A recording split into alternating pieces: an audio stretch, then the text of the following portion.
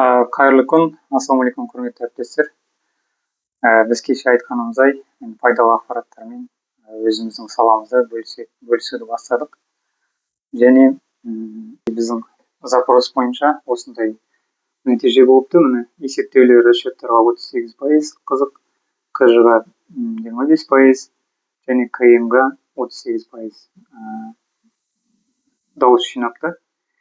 Енді неден бастауды шештік, расчеттан бастауды шештік. Мен есімім Серік, мен осы S&P Inжиниринг конструкторлық бюроны өкілі боламын, главный конструкторы.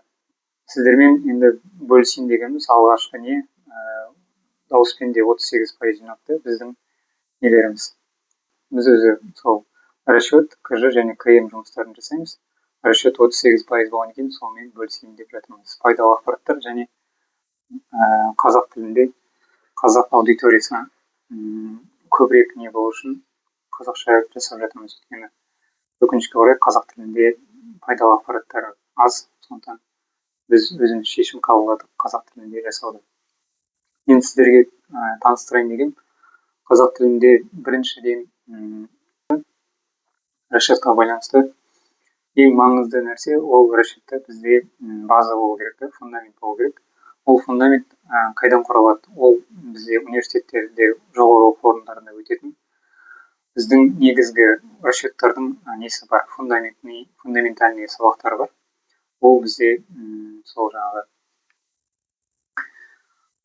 мынау инженерлік механика негіздері деген. И ол 3 бөлімнен тұрады. Мен сіздерге мынау жаңадан шыққан қазақ тіліндегі жақында шыққан біздің мұғаліміміз Батырхан ағай, Қырықбаев Батырхан ағайдың жаңа кітабымен сіздермен бөлісейін деген.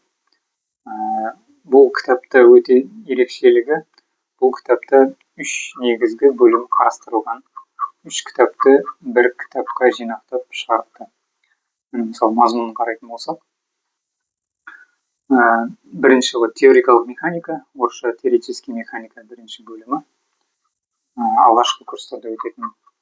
Одан кейін екінші бөлімі материалдар кедергісі, сопротивление материалов. Және үшінші бөлімі, ол жерде үшінші бөлімі ғимараттардың механикасы, строительный механика. Осы үш негізгі бөлім, үлкен нелер, теориялар, осы кітаптар, осы салалар расчеттің негізі болып табылады. Біздің өзіміздің мұғаліміміз Батырхан ағайдың шығарған Батырхан ағайымыз, Аллах разы болсын. Ол кісі мұғалім болып жұмыс жасап, өзінің шәкірттерін тәрбиелеп жатыр. Менің жеке өзімнің мұғалім болған, ол кісіден өте жақсы сабақтар алдық. Өкінішке орай университетте біз түсінген жоқпыз осы сабақтардың бізге қаншалықты маңызды екенін, ертең бізге қаншалықты жұмыста керек екенін.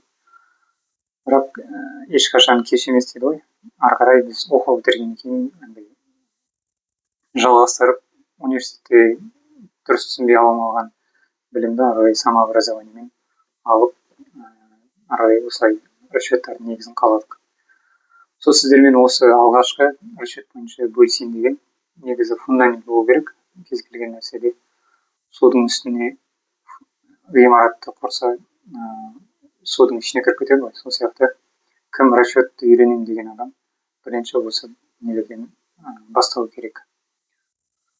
Осыдан бастап ары қарай келесі нелерді жалғастыру керек. Есеп теорияларын.